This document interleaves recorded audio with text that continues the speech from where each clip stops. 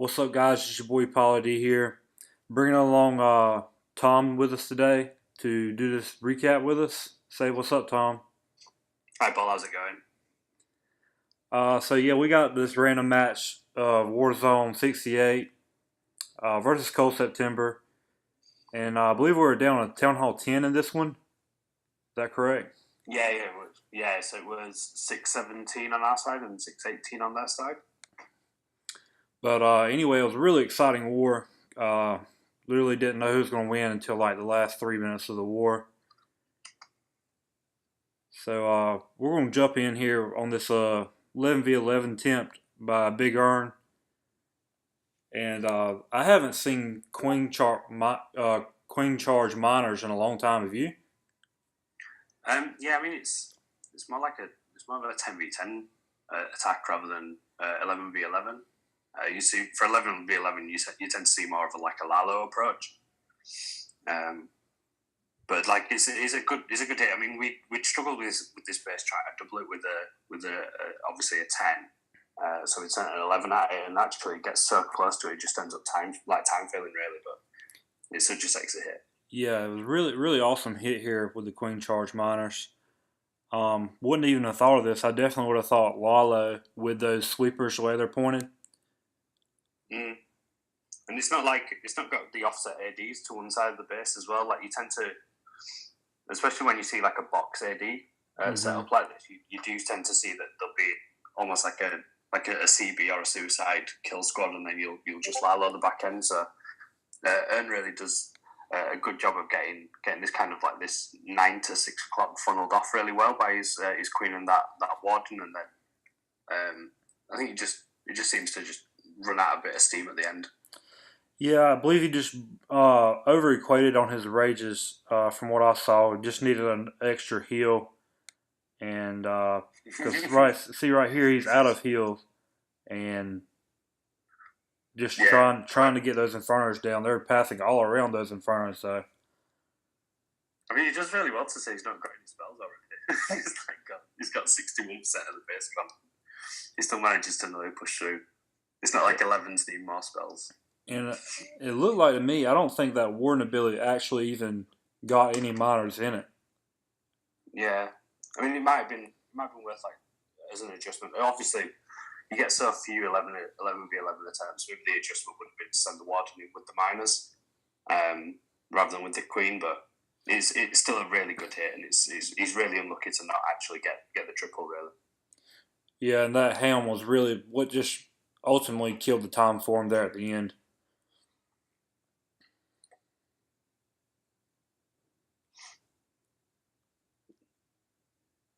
So we're just watching pups die, but yeah, it's one of the things with 11v11 is you get so few attempts in the world that you've kind of got to make them work and make them happen, and 95's heart wrenching. I think at least it was.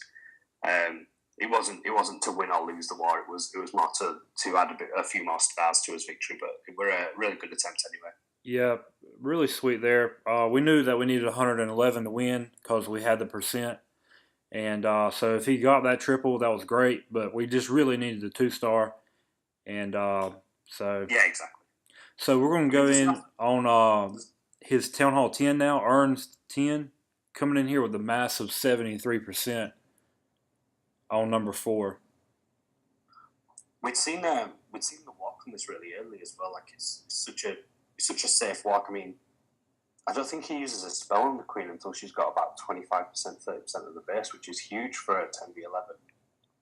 Yeah, well, there's no true point defense down there. I know there's some troll Teslas. Well, not necessarily troll, but they're by the wizard towers. But still not enough point defense to actually make them use that rage. Yeah, and I mean, for the sake of, I think he's got 5 healers and then a baby drag, just to make sure she goes into the base. But like you're almost fighting that like true clock for the activation of the eagle, and whenever you don't have to use any more funneling troops, you don't have to use spells or whatever. You just buying yourself free percentage basically. Yeah, there's no black mines. Yeah, it's just an easy walk. Yeah, so see, I he's mean, already got 15% here. Um, Continue to walk on. Still has not used an ability, but he's going to come in here with the Valk dive, and I think he's going to break in with the King and bowlers as well. yeah, it's like a little Gerber kill squad at 12, just getting a bit of percentage and then setting the funnel as well, so the valves what cycle through, so he can basically deploy at 3 o'clock, and you know a really predictable path in where they're going to go. They're going to go straight to the town hall once they cut through all those buildings. Yeah, so there goes the King up there at the top. We kind of missed that on the screen here, but got a really sweet funnel going I on mean, here. Queen look at still the has not even used a rage. the percentage is daft, and his queen's not even had a rage on there as well. Yeah, no rage on the Queen yet, but the Eagle has locked onto her, and the Valks are coming in. So if he gets this town hall, you already know this is OP here. It's got a freeze, rage, heal. Yeah, I mean he's using 4 spells on the Vault dive. Like you'd rarely get to use like 2 more than 2. So when you're able to freeze, heal, rage, and jump a Vault dive, you know that you're doing something right. Yeah, and really the Queen Walk allowed him to do all that. So coming in, and he's still able to get some more percent. I believe. I think he just runs out of time. Honestly. Yeah, Yeah, like just a really good identification early on that there's just a really really valuable walk, and from there on you just kind of going, well, how do I make that walk like turn into a 2-star? yeah. So now we're going to jump into Chai Dog's hit on 6. And I believe this was a fresh hit, if I'm not mistaken. Yeah, I think so. Chai Dog also coming in here with the Queen Walk Valk dive as well. I mean, again, it's like if you kind of look at the way that the building's positioned down here, I mean, all the percentages is down here, but it's not offset enough so that the queen can't. You know, she's not going to try and break in to try and hit a building in behind, because everything's that 4 space away from the outside wall. So it's just an easy queen walk. I think he ends up using 2 rages on this, but really he can get the AD as well. Like he uses a Vault to core dive, but I think he could probably try and fix it to do a drag dive as well. I know the sweepers are pointing down there, but there's very little like damage incoming once the walk's really completed. I think he ends up just doing a bit of a go-bar to cut off at 3 o'clock. Yeah, he's going to have this King Golem CC bowlers meet up with the Queen here and carry on down towards the 7 o'clock side. Mm-hmm. I mean, you can just see the funnel that she's setting. Like in 10v11, there's no real time limit. You're not battling the clock. You just try to fight the funnel really rather than anything else.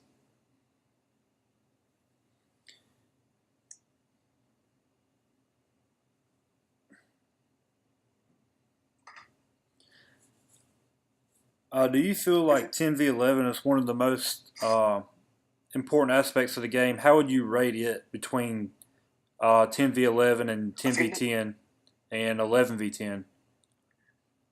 I mean, it's so niche in it. Like there's so many people that can do 10v10, or they can or they prefer 10v10, but 10v11's we joke in clan that it's basically build a hall. Like you just playing build a hall but in war. But it is the case that it's almost like trying to perfect the funnel. Yeah.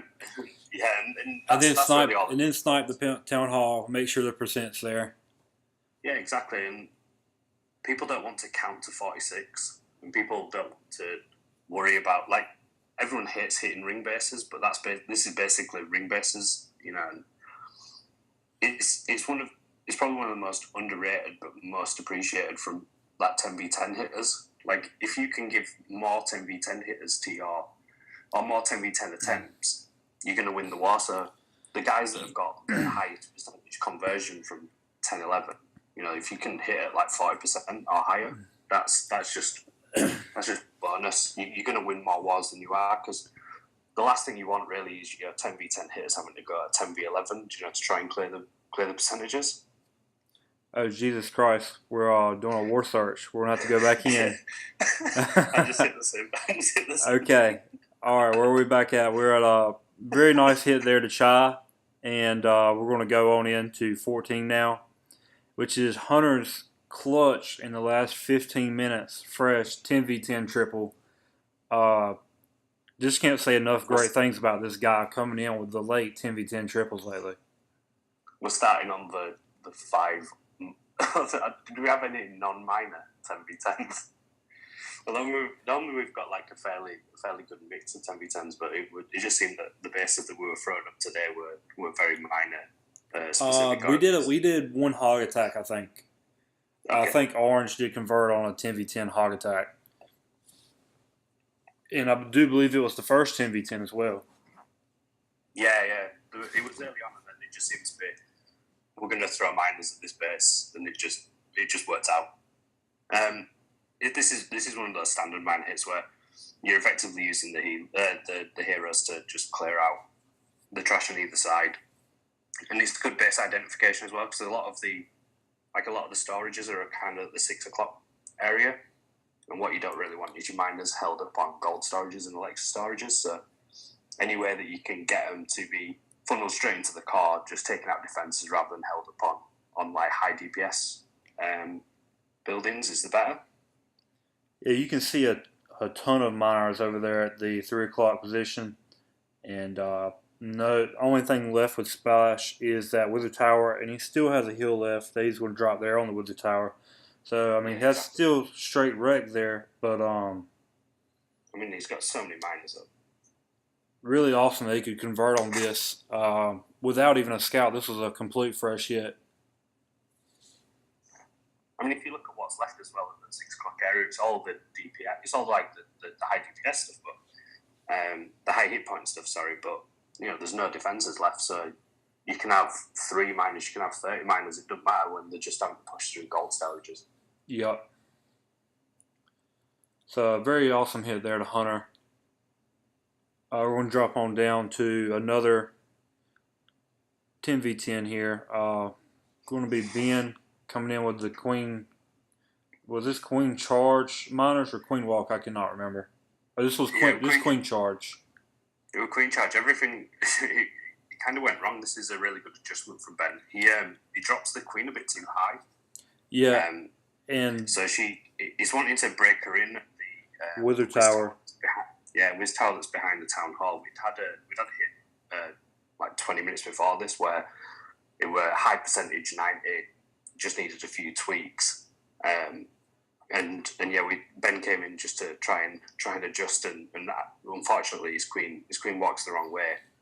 But he gets kind of lucky with a break, just in that BK chamber, and adjust the hogs. So the miners, so rather than having them coming at 11 o'clock, he has them coming at 9:30. And rather than having his queen take out the kind of like 10 o'clock Inferno Tower, she takes out the 2 o'clock one instead. So that's always a bonus. And really awesome because he was able to access both Inferno Towers from that wall break, even though he doesn't get the one at 10 o'clock until it's literally the last defense left. But really makes it nice when you can have access to them like that, both of them. Yeah, it's one of those things, isn't it, with the minor hits. Like you can do the kind of like the spammy ones where it's just run a hero down one side and a hero down the other. And you can do attacks like this, which is much more finesse. You get like a queen to take out a big objective of the base and cut a nice path into the core of the base. And these hits, they tend to be able to take out a hero as well, rather than having miners take out both heroes and try and take out both Infernos as well. They seem to end up with, if you can do them, you end up getting a higher like percentage conversion of the hits, rather than spamming some 48 miners into a base and just hoping for the best. Yeah. So this is actually going to turn out to be really close here on the miners. You can see there's no that giant bomb just goes off there and gets an unfortunate one miner trigger the giant bomb between the two Teslas, and really comes close. This queen is going to be just straight OP, come around the base and not beat on the wall for the first time in 3 years. I think in chat we were still saying very nice try. Like as soon as the queen walked the wrong way, we were going, oh well, at least we'll get some added information. Yeah, because this came literally down to the last second, and the queen not only walks around the base like that, but she also walks all the way back around.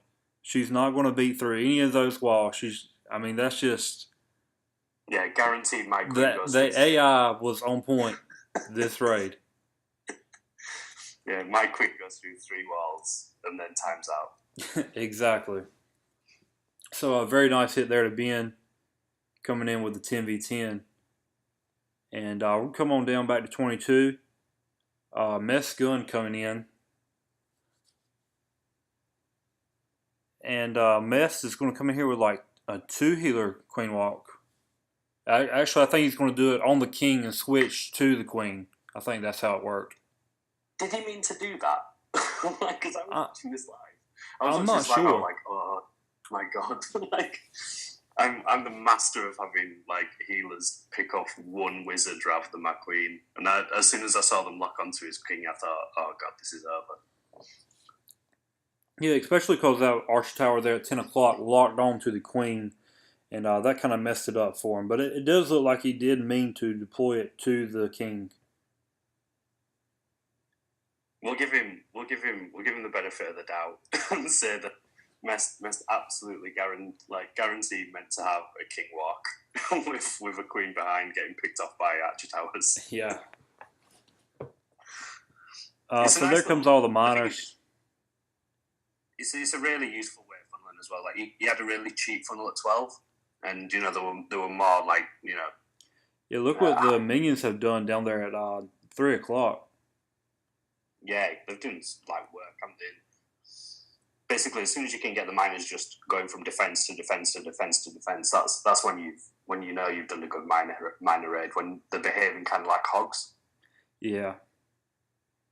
Not a whole lot DPS there. These are Town Hall 9-point defenses for the most part. I think his last heal he can probably swag. I mean, I think he uses it as like a useful swag. Useful swag there. He's probably because of the skelly trap and the bomb tower though. But yeah, he's got a bunch of miners still left up in this one. Yeah, there's loads. So we're gonna go in times 4 here on the cleanup. I'll jump out.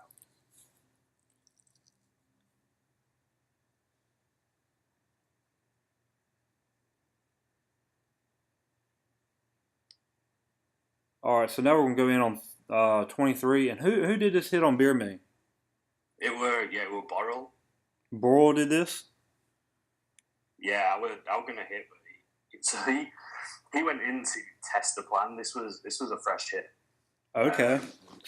And Ben and Mess had been looking at this base, going, we should like obviously miner this base because it's quite obviously a miner base. Yes, it's straight easy funnel there. Yeah, and I think one of the downfalls of this base really you'll see from the Queen Walk is she manages to take out 3 Wiz towers, a Tesla farm, 4 Archer towers, and also set the funnel for the miners. But because it was fresh, we didn't know what was in the CC, we didn't know where the Tesla farm was, so Borrell said, look, I'll go in, I'll get in, a safe 2-star, test the miners. He ends up tripling. he ends up just like throwing down a triple, even against exactly the worst CC that you'd want to see. So he's got a Golem CC, and he still manages to triple it. Really awesome from the King Walk down there, taking out 3 or 4 cannons and 1 archer tower. That's huge. Yeah. I mean, I think the take-home message from this in terms of base building perspective is there's 3 Skelly on air. So even though he's got a Golem CC, that's what you kind of not want to see from a minor hit. You see the air skellies pop there on the healers. Yeah, the skellies are the big thing. Like even with these giants inside the build hut, like they're not as annoying as having to deal with 3 ground skellies. So even if you've got a golem CC, if your base is susceptible to miners, it's going to get run over if you don't have those ground skellies. Yes. And really convincing 3-star here on the fresh hit with all those miners still left up. Only 1 point defense left, that expo and the bomb tower. Yeah, he just straight run through it. So awesome attack there to Boral. And we'll jump on down to the last 10v10, which was Orange coming in with the Shattered Hobo. I love hog hits. Hog hits in 10 are so cool. Yeah, this was the first 10v10 attempt on this as well. Yeah, I think we ran a scout, but yeah, he just came straight in. Well, I kind of exactly how to hit this base. I'm gonna go with basically a hobo, and he just this push gets so much value. I know it's a lower base. It looks like it's probably a 92, but this push just cuts a really nice hog path for his hogs, to run from kind of like 10 o'clock and then into an L, finishing at around the 3 o'clock. But when you've got 2 heals and a freeze, and you've got basically town hall 9-point defense, it's always going to be crushed. This double giant bomb really does work on him though. It makes it much closer than I think you were expecting. He loses so many hogs from the initial push. Yeah, probably drop the freeze just a tad early, maybe a second or two. And yeah, I just went maybe a little bit too heavy at 10 o'clock, but his queen's still up. She's doing work. She takes out like a skelly trap as well. I think she manages to take out the bomb tower as well. Yeah, pops the ability there, gets the bomb tower, and that really sealed the deal. Probably started the cleanup just a little late. I think this was close on time. Yeah, I think he had maybe 3 or 4 seconds left. So, and it's mainly just due to that double bomb set that he ran straight into with his hogs. But when you're going first in, you don't really know where the traps are. It was a good hit though. It's really really good base identification. Seeing that a fairly small kill squad, just a CB where it shattered, but fairly small kill squad jumped in, raged up, cuts a really nice hog path, and it's always good to see hogs at 10.